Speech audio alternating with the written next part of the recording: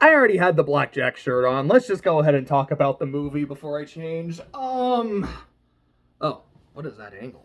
I didn't like that. That was weird. There we go. That looks better. That feels better. You know what else will probably make me feel better? Talking about My Little Pony the movie and why I think it's nuts. So, I don't have notes, and I watched this a while ago. I watched it a couple days after Twilight's Kingdom, and fun fact, I tried to record a video about it, and as I was recording, I think it was like 20 minutes into the video, my phone deadass stopped because it was way too hot in the room, and it's like, hey, it's too hot in here. I can't record, like, I can't be used safely anymore, which just made me more mad. But, My Little Pony the movie. To me, all the problems with the movie are right there in the title. This is not Friendship is Magic the movie. It's not My Little Pony Friendship is Magic the movie. It's My Little Pony the movie. Because this doesn't feel like Friendship is Magic. The movie starts with a song parody of We Got the Beat, which is a song I like. I mean, my favorite version of We Got the Beat is from Chucky. We got the beat, we got the beat, we got the beat. Yeah, it's so wild in context, but like, it's my favorite scene in the show. It's not that I don't like the song, I'm just like, huh? Why? Like, it's not that Friendship is Magic has never done a song parody. I mean, The Best Night Ever is a parody of Ever After from Into the Woods. Like, it happens, but this just feels weird. And then there's the art style. It went from using Flash to using Toon Boom. It's very colorful. It's very pretty. I won't deny that. I don't inherently hate the idea of like, okay, if we're gonna make a movie, we want to look our best. You know, if we're gonna have a movie budget, let's use the movie budget. I think that's not a bad idea. I talked about this when I watched Ice Queendom, where after watching, because I think I had watched the entire show up to that point. I don't remember if I'd seen the 2 Justice League specials yet, maybe the first one. And I was like, okay, this is how RWBY looks. This is how the characters in RWBY look. And yeah, like the art style has changes here and there, and like you can tell the season 9 design is very different from the season 7, it's very different from like the season 1. But I could still look at these characters and say, this is them. And like, when I look at them in the show and I hear their voices, they match and they sound right. When I heard the dub voice of RWBY, which, you know, the original voices, from the Ice Queendom redesigns, I was like, I have to watch this subbed.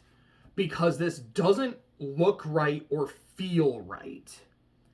Because this is not... I know... How do I want to say this? I know how RWBY is supposed to look, and this is not that. And that's fine. You know, it's a completely different art style.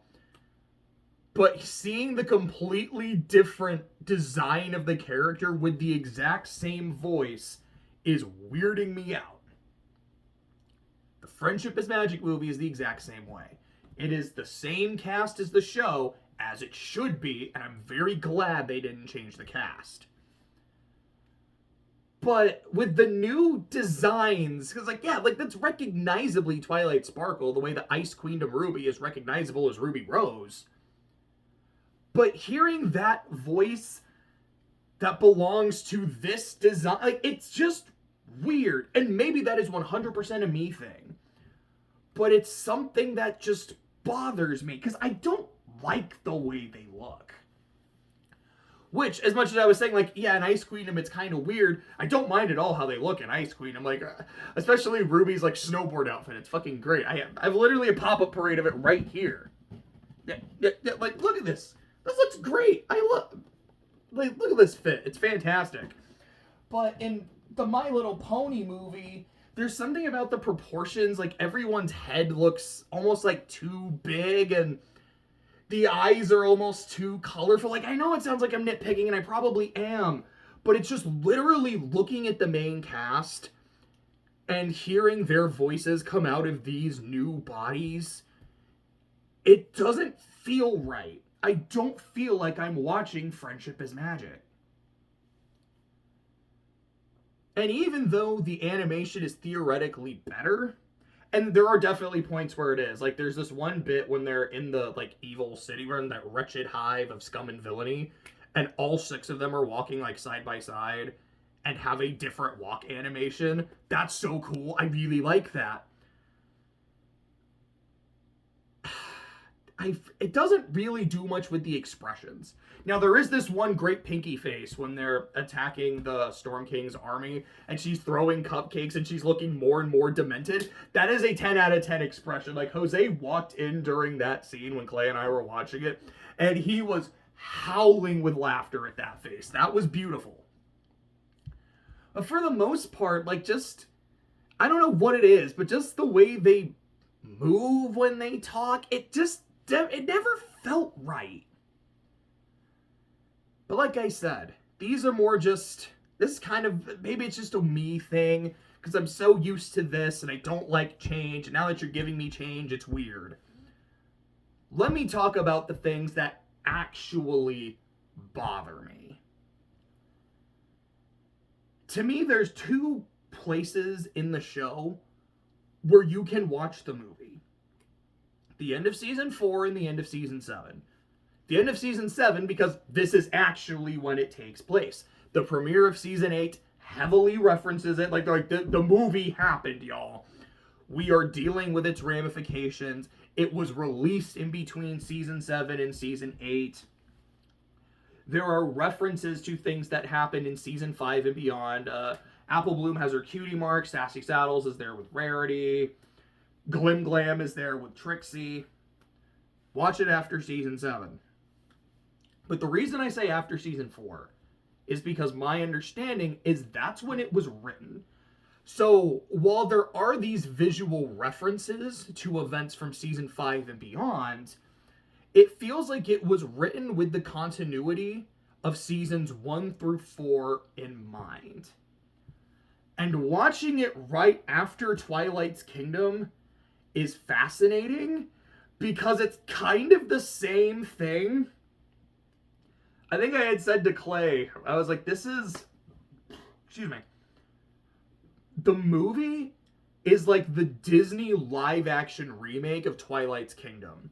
It's hitting the same beats, more or less, but not nearly as effectively. It is also about twice as long for no real reason. The first time I saw the Storm, because I did watch the movie when it came out, so the first time I watched it was in between 7 and 8. When I first saw the Storm King, I was like, why does he look kind of like Tyrek? Like, it looks like they took Tyrek and made him blue. Now, that is underplaying his design, because he is his own thing. But I was like, he kind of looks like a blue Tyrek. And what's his plan? He wants to suck up all the magic in Equestria, particularly Alicorn magic. Oh, so Tyrek. And part of Twilight's inner conflict in this is, I don't really know what my role as a princess is. I'm like, oh, so just like in Twilight's Kingdom. And if you watch this in season 7, after we've had season 5 and season 6 and season 7, where her role as a princess is very clearly defined, and I have said she's essentially just the protector of the realm. But it's also, I am the ambassador of friendship to every creature. I am sending my friends out to places. The map is sending me out to places, and me and my friends out to places. So we get, this is what her role is. What do you mean 3 seasons later? She's like, gee, I don't really know what my role as princess. What the fuck are you talking about? You have a villain who's like the second in command to our main villain, who is working for them because it's like, oh, I've offered you something you really want. For Tempest, it's to fix her horn. For Discord, it's freedom. Just to get betrayed by that villain and get redeemed and learn the magic of friendship. Like, this is the same thing. Why did you just do the same thing again and just not as good? You know what the real difference to me is between Twilight's Kingdom and the movie?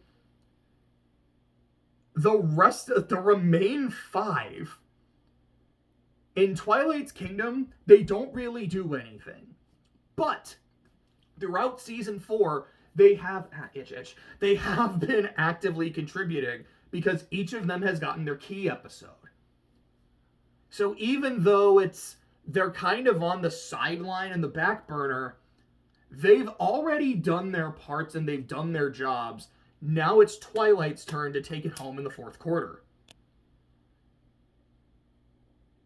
If you cut Applejack and Fluttershy from this movie, nothing would change. They contribute nothing. I think you would lose the hungry, hungry hippos joke. And thank God, because it's not funny. Ew, that spat. That was gross. That's another thing. Like, Friendship is Magic is fucking hilarious. I don't think this movie is very funny.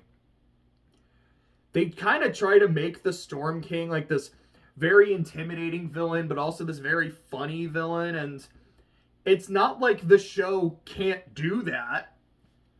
Discord. Chrysalis when she's losing her mind. I think Cozy Glow is hysterical, but I don't think the Storm King is that funny, and he's not that intimidating because we've seen this already with Tyrek, who was way cooler. Okay. Anyways, I was talking about the main 6 and the remain 5. Yeah, Twilight and Applejack and Fluttershy do nothing. Pinky gets to do something with the sea ponies, and they introduce the fucking sea ponies. There's not a ding-dang shooby-doo in the entire movie. It's dog shit. Rainbow Dash gets... They weren't griffins. Were they griffins? I think they specifically said they weren't griffins. They were something else, but maybe I'm just misremembering that. Like, she gets a song and befriends them, so that's something, and Rarity and Capper had, like, 2 seconds where she did something kind of nice for them, so I guess the 3 of them somewhat contributed. But yeah, Applejack and Fluttershy just don't.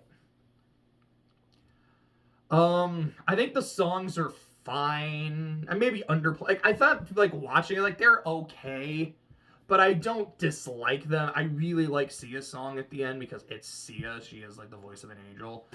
What is that? Yeah, Phone is Dying.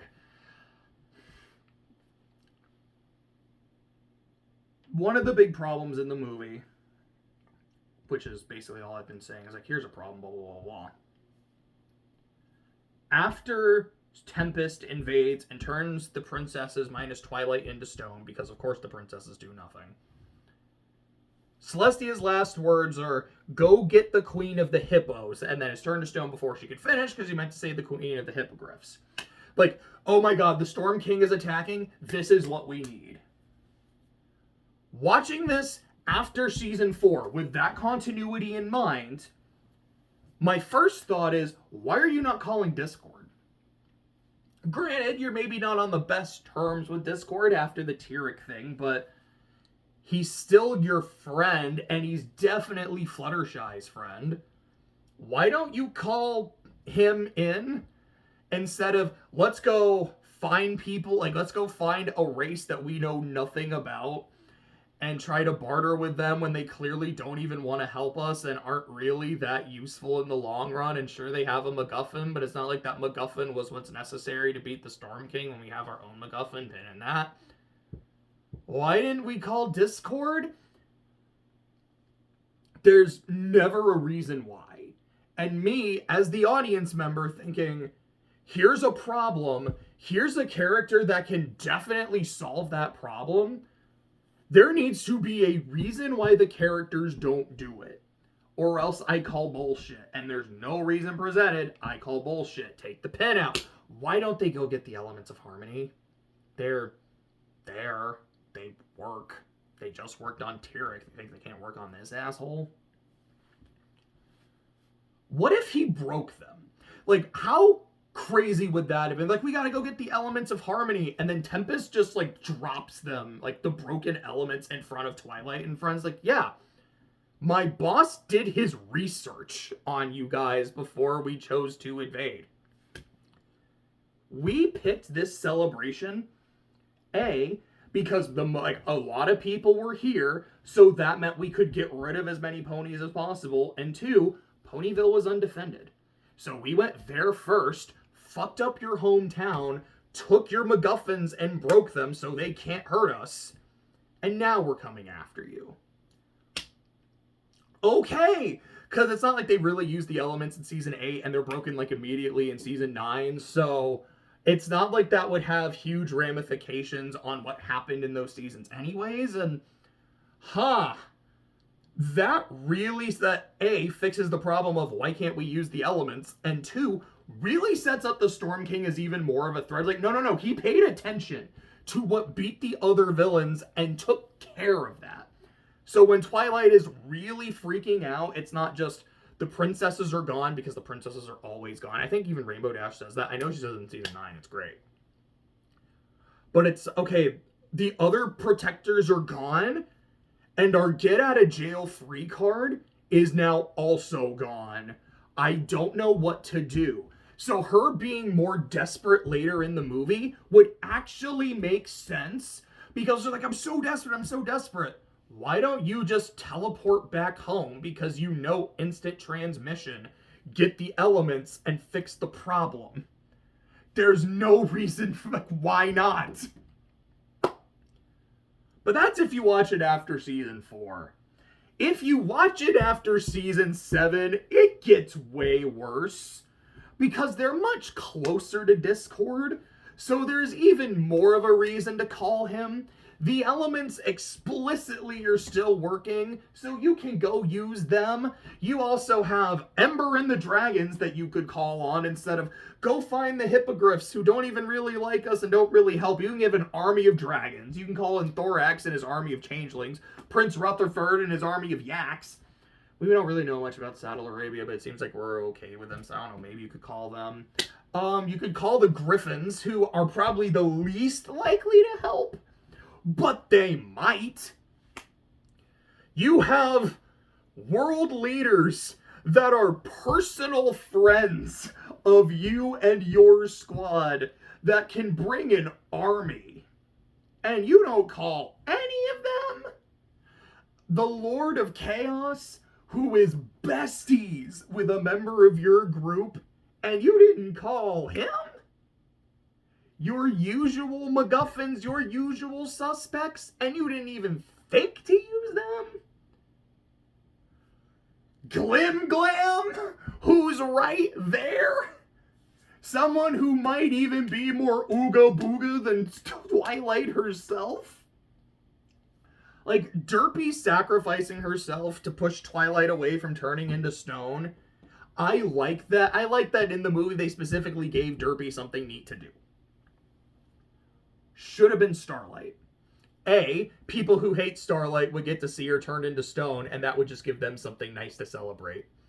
But also, and it's like people who like Starlight would get to see her do something important and like an act of sacrifice showing that she is a good person. But also, just from a narrative perspective, here is a major ally and a major force that could have helped, and now she's gone and taken care of. Because again, from the perspective of watch it after Season 4, because that's the continuity used, I understand why they didn't do anything with Starlight, because they didn't have a Starlight to work with.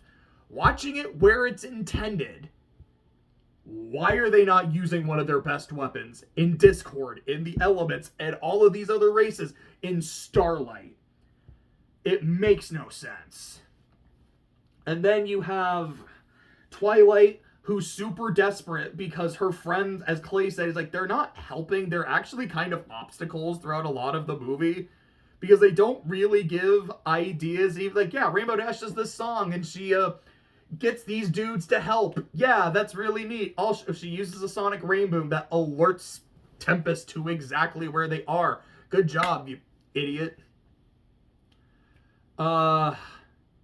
Twilight blows up at her friends because she used them as a decoy so she could steal something, because she's super desperate, because she has all of these options that she didn't think to use. And she, like, basically tells them all to go, like, specifically Pinky, she's the one that she's arguing with, and she just, like, maybe if I had friends like, yo, friends like you don't help, I don't remember exactly what she does. She basically tells them all to go fuck themselves, which makes them really upset with her, understandably, and while Twilight's like, I shouldn't have said that, I shouldn't have said that. I love Pinky's response. It's something along the lines of, I can't even look at you right now. And it's very much this, I know you didn't mean what you just said, but you still said it, and it hurt. I'm gonna need a few minutes before I can look at you, and before I can talk to you. We're probably gonna be good after this, but I need that time, okay? And, like, you remember that scene in A Camelot Wedding where Twilight blows up at Fate Cadence, but everyone doesn't know she's Fate Cadence, and Shining Armor defends her, and everyone just leaves and is, like, giving Twilight, like, they're just mean-mugging Twilight. And I'm like, what the why are you guys being assholes? Like, I get it. None of you, though, are gonna stop and talk to her? That feels a little shitty. Here, when none of them stop to talk to her, I'm like, no, that's earned, because Twilight has been kind of awful the entire movie. But at the same time, the Remain 5 haven't been taking this seriously, even though it's in their characters to do so. Like, that's partly why, like, it doesn't feel like Friendship is Magic, because it doesn't look like Friendship is Magic. I don't think the voices fit how they look, but just the way they act, it just doesn't click. And like I said, it's not funny. It feels like I'm watching My Little Pony the movie in terms of all the plot points that don't make sense and the plot holes and the movie not being funny.